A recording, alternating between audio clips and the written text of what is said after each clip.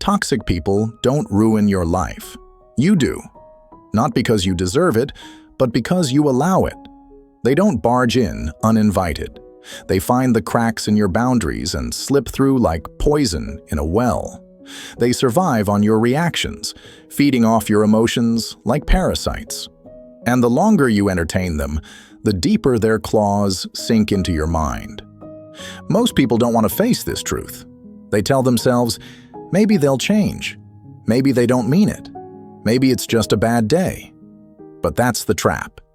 Toxic people don't change. They adapt.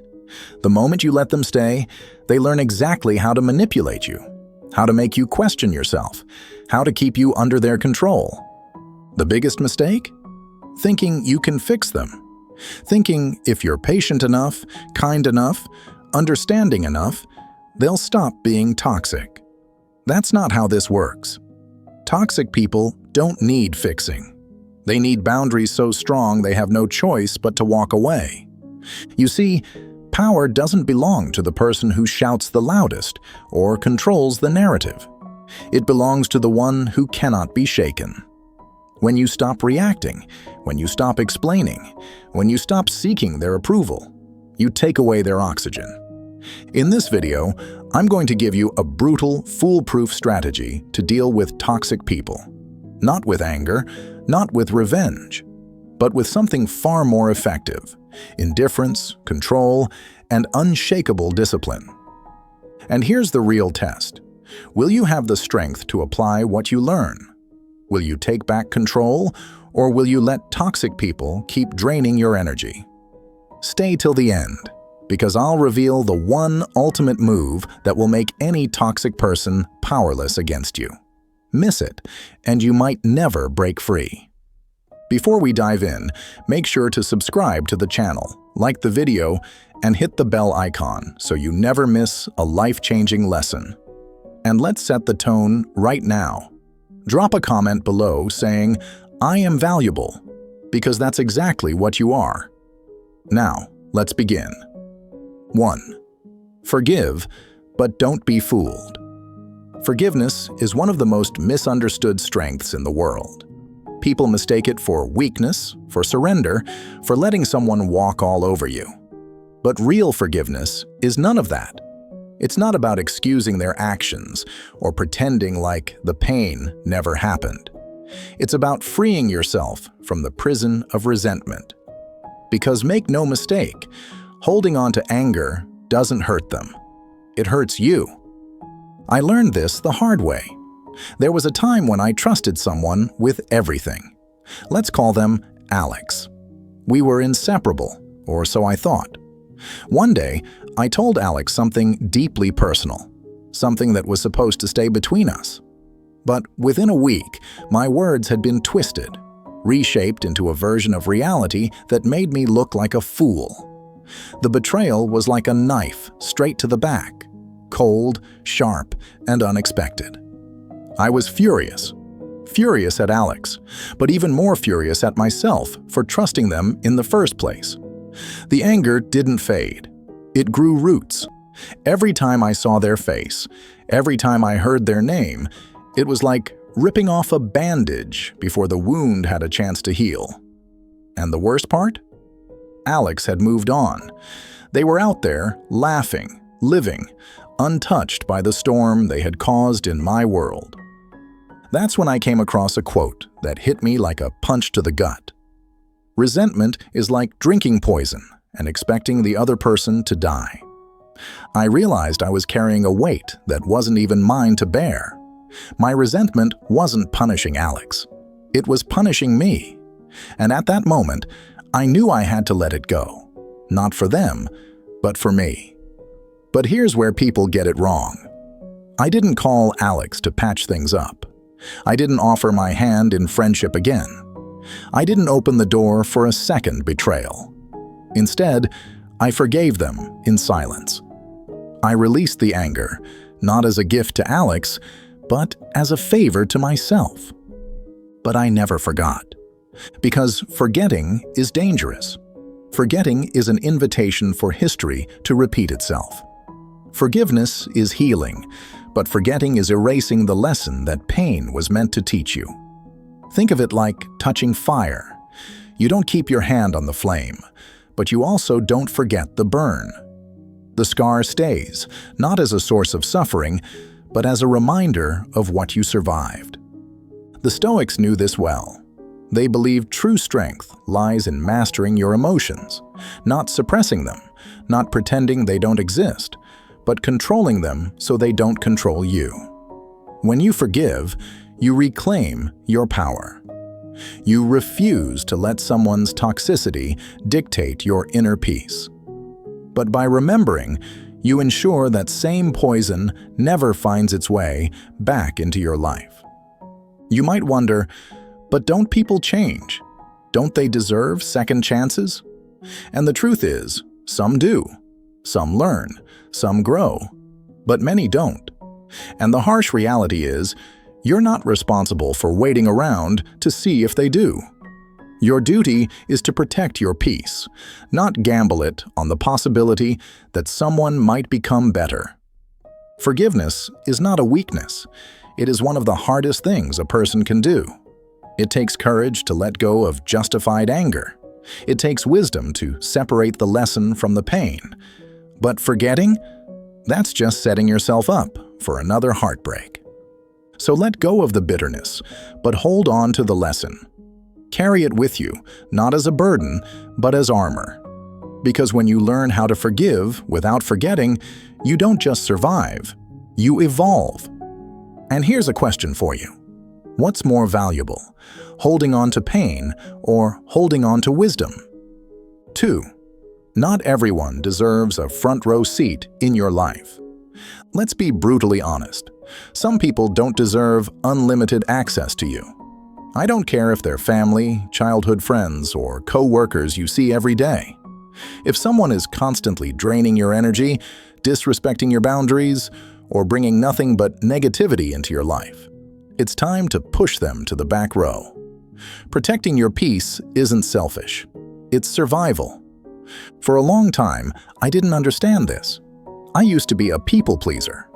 If someone wanted my time, my energy, my attention, I gave it, no questions asked.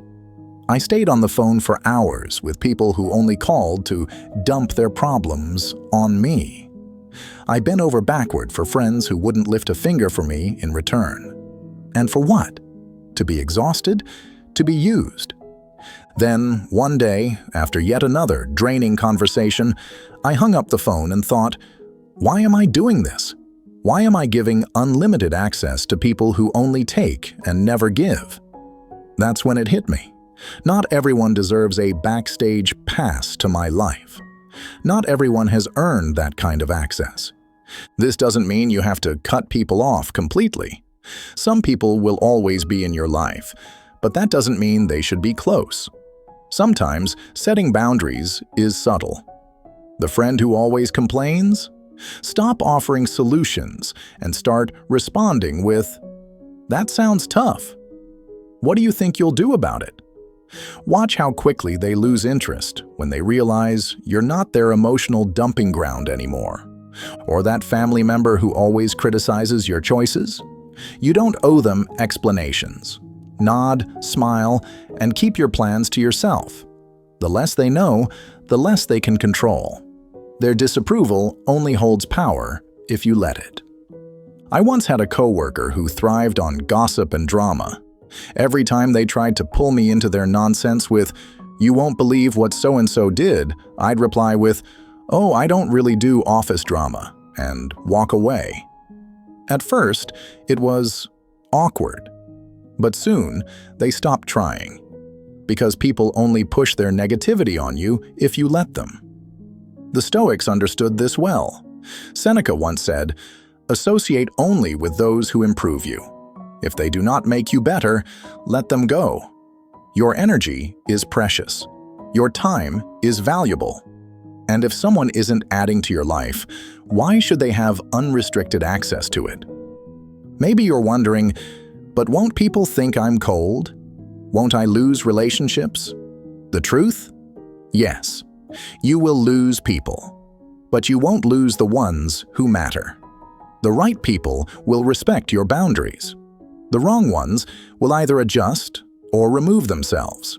And that's a win either way. Think of your life like an exclusive club. You're the bouncer. The toxic people? General admission, if that. The drama queens? They can watch from the parking lot. The ones who genuinely respect, support, and uplift you. They're in the VIP lounge, sipping the good stuff with you. Because here's the truth. When you start valuing yourself, the right people will value you too. And the wrong ones? They'll either shape up or show themselves out. So ask yourself, who in your life deserves a front row seat and who needs to be pushed to the back? Drop your answer in the comments below with the words, "I am valuable," because that's exactly what you are. And if this message hit home, make sure to like the video, subscribe, and hit the bell icon so you never miss another life-changing lesson. The moment you start protecting your peace, you'll realize you were never losing people. You were losing the weight holding you back. 3. Laugh in their face. It drives them crazy. Toxic people love drama. They crave negativity like fire needs oxygen. The moment you react, the moment you get defensive, they win. But what happens when you don't take them seriously? What happens when, instead of arguing, you laugh? Their power crumbles. Their ego deflates. Their whole act falls apart. Think of it like a stage performance. A toxic person needs an audience. They need someone to play the victim so they can play the villain.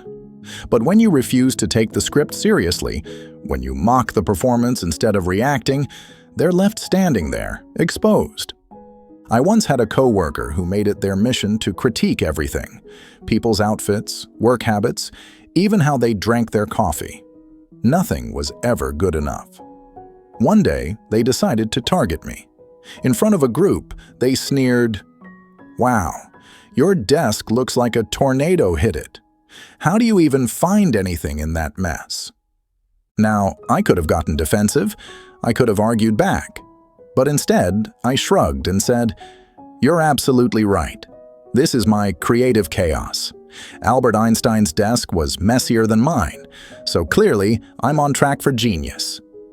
The group laughed. My coworker? Not so much. They never mentioned my desk again. Why does humor work so well against toxic people? Because it takes the power out of their words. They throw an insult, expecting anger or embarrassment, and instead, they get a joke. It catches them off guard. It flips the script. Instead of creating tension, you create laughter. And toxic people hate that. They don't want a joke. They want a fight. The key is in how you use humor. It has to be light, clever, and confident, never bitter or aggressive. The goal isn't to insult them back. The goal is to make their negativity look ridiculous without lowering yourself to their level. Imagine someone keeps interrupting you in a meeting. Instead of snapping, you smile and say, "Wow, I didn't realize we were playing tag team speaking today. Your turn's over though. It's mine now." It's firm, it's funny, and it shuts them down without creating unnecessary conflict. Or when someone guilt trips you with, "I guess you're too busy to care about me these days." Instead of explaining yourself, you play along. "You're on to me. I've been auditioning for the role of terrible friend. And it looks like I'm nailing it." It completely disarms their manipulation without giving them what they want. Marcus Aurelius once said, "You have power over your mind, not outside events. Realize this, and you will find strength." Humor is a tool of power. It keeps you in control. It turns a tense moment into a joke you can walk away from. And that's what drives toxic people crazy. Not anger, not confrontation, but indifference. Because when you refuse to take their negativity seriously, they lose the only thing keeping them going: your reaction. 4. Leave the table. When respect is no longer served. Walking away from a toxic person is one of the hardest things you'll ever do, but it's also the most freeing. It's not just about cutting ties. It's about reclaiming your peace, your time, and your energy. And the real challenge? It's not always a dramatic exit. Sometimes, it's the quiet decision to choose yourself over their chaos again and again, until they no longer have a grip on you. Toxic people are masters of persuasion. They know exactly how to keep you hooked. "I'll change, I promise. Just give me one more chance." Or worse, "If you leave, you're giving up on me." And that little voice inside you starts whispering, "Am I the bad person here?" But here's the truth. Staying in a relationship, whether it's a friendship, romance, or family connection, that drains you isn't noble. It's self-destruction disguised as loyalty. I once had a friend who was the life of every party, but a complete nightmare in private. Every conversation revolved around their problems, their needs, their drama. And when I tried to talk about my own struggles, they dismissed them or somehow made it about themselves. "Oh, you had a bad day? Let me tell you about mine." At first, I made excuses. They're just going through a lot. They don't mean to be this way. But as months turned into years, I realized I was pouring into a cup that never poured back. The breaking point came when I was going through one of the hardest times in my life. I reached out, needing support, and their response: "That sounds rough, but I'm dealing with my own stuff right now." That's when I finally understood. They weren't toxic because they were evil. They were toxic because they simply didn't care. And that was enough reason to walk away. Walking away doesn't always mean slamming doors or cutting someone off completely. Sometimes it's gradual. It's reducing contact, no longer answering every call, no longer being available at their convenience. It's setting firm but respectful boundaries. "I can't talk about this right now," or "I don't think I can help you with that anymore." It's emotionally detaching, seeing them, speaking to them occasionally, but no longer allowing their opinions or actions to dictate your peace. And here's the hard truth. Sometimes, walking away means leaving people society tells you to stay connected to, like family. The idea that you must endure toxic relatives simply because they share your blood is outdated and dangerous. Blood ties don't give anyone a free pass to manipulate, abuse, or drain you. People often think leaving means you're angry or bitter, but it's actually an act of love. Love for yourself, love for your well-being, love for the life you deserve. It's choosing to surround yourself with relationships that uplift you, not ones that tear you down. And when you finally step away, something incredible happens. You see the truth. Toxic people love to make you feel like you're the problem, that you're too much, too sensitive, too demanding. But the moment you remove yourself from their grip, you'll realize it was never you. It was always them. Marcus Aurelius once said, "The happiness of your life depends upon the quality of your thoughts." And the people around you shape those thoughts more than you realize. So when you walk away from the ones who drain you, you're not just leaving them behind. You're stepping into a life filled with people who actually see your value and treat you accordingly. Walking away isn't failure. It's not weakness. It's the strongest move you'll ever make. And the best part? You don't just find freedom, you find yourself. 5. Go where you're celebrated, not tolerated. Being around toxic people is like trying to swim with weights tied to your ankles. Every interaction drags you down. Their negativity seeps into your thoughts.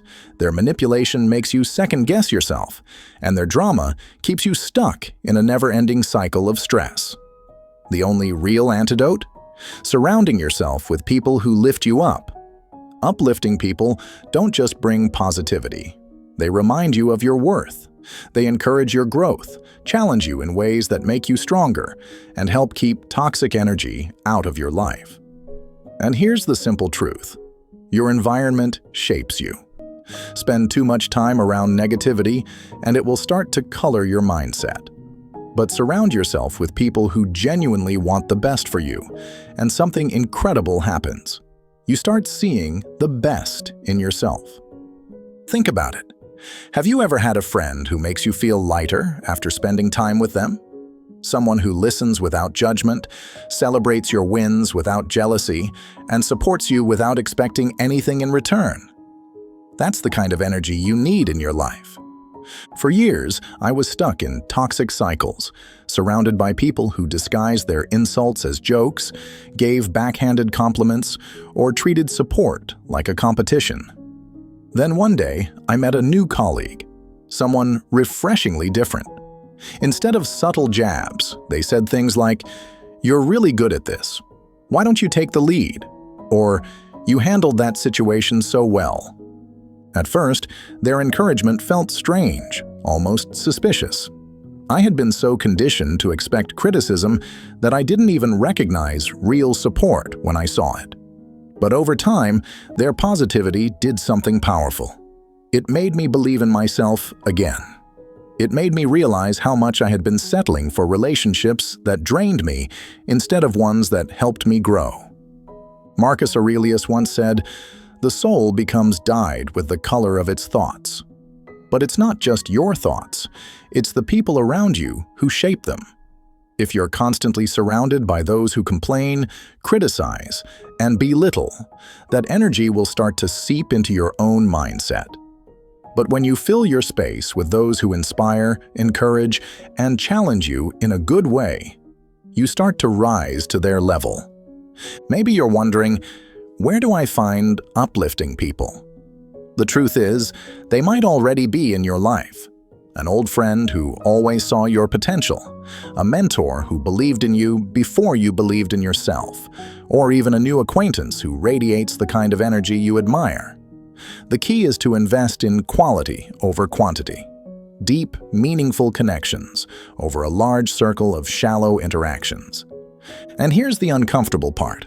This might mean letting go of people who don't uplift you, even if they've been in your life for years. Loyalty is a beautiful trait, but not when it costs you your peace of mind.